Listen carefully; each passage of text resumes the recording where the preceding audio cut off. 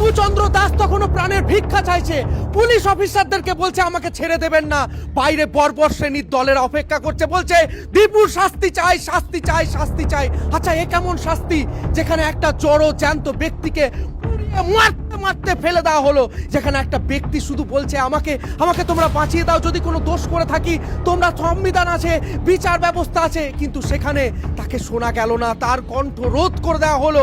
এই কেমন বিচার ব্যবস্থা?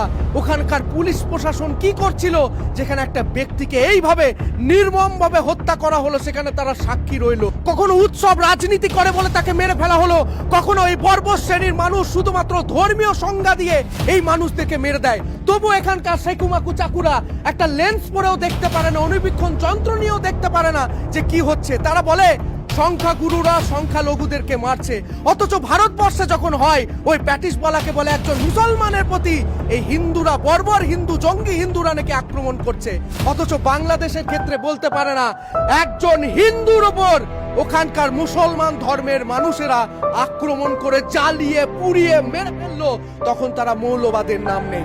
ভুলটা তো আমারই হচ্ছে, কারণ আজকে হিন্দুদের উপর অ্যাটাক হয়েছে। যে আজকে বলিউড গ্যাং চুপ, আমির খান চুপ, ওয়েসি চুপ, ওই যে হাল্লা বলা চুপ, ওই যে যাদবপুর ইউনিভার্সিটি চুপ, আজকে জেএনইউ চুপ, কাশ্মীরের কিছু মানুষ চুপ, প্রত্যেকে চুপ, প্রত্যেকে আজকে ঘুমাচ্ছে গভীর ঘুম, তাদের চোখে প্রচন্ড ঘুমের ঝাঁক, কারণ এখনো 3টে বাজছে, তাদের চোখে কোথাও পটি লেগে আছে, তাদের ঘুম এত সুন্দর যে তারা জাগতে পারছে না, আজকে ঘুমিয়ে আছে। সেই মানুষদেরকে বলছি আমি এক বালতি জল এনেছি আপনাদেরকে, আপনারা ঘুম ভাঙুন, আপনাদের ঘুম ভাঙুন, না হলে আরো জল আমি দেবো। আপনাদের ঘুম ভাঙতে হবে, আপনাদেরকে দেখতে হবে এই আওয়াজ যদি আপনাদের কাছ পর্যন্ত পৌঁছায়, আপনাদের বুঝতে হবে যে হিন্দুরা প্রত্যেকটা জায়গায় নিপীড়িত হচ্ছে, তারপরও কিছু মানুষ চুপ করে বসে আছে।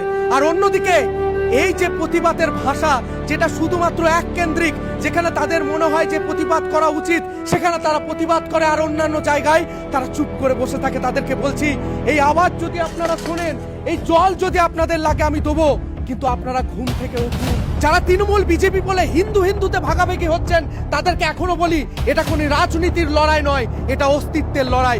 রাজশাহী, খুলনা, ঢাকা, সিলেট, হিন্দুর রক্তে ওরা ধুচ্ছে পেলেন। বাংলা একা নয়, হিন্দু মুসলমানের করা, তবে নব স্বাধীনতা কেন হিন্দু রক্ততে ভরা?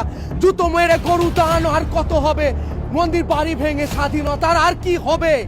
আর সেই দেশে আজকে একের পর এক হিন্দুদের ওপরে এই অত্যাচার।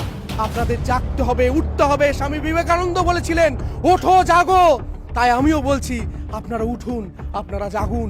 যদি অন্যান্য ধর্মের মানুষ যেখানেই নিপীড়িত হচ্ছে তাদের ধর্মের মানুষের জন্য তারা পাশে দাঁড়াতে পারে, তাহলে আপনারা কেন দাঁড়াচ্ছেন না? অবশ্যই দেখা হবে নতুন কোনো এপিসোড, নতুন কোনো সফরে।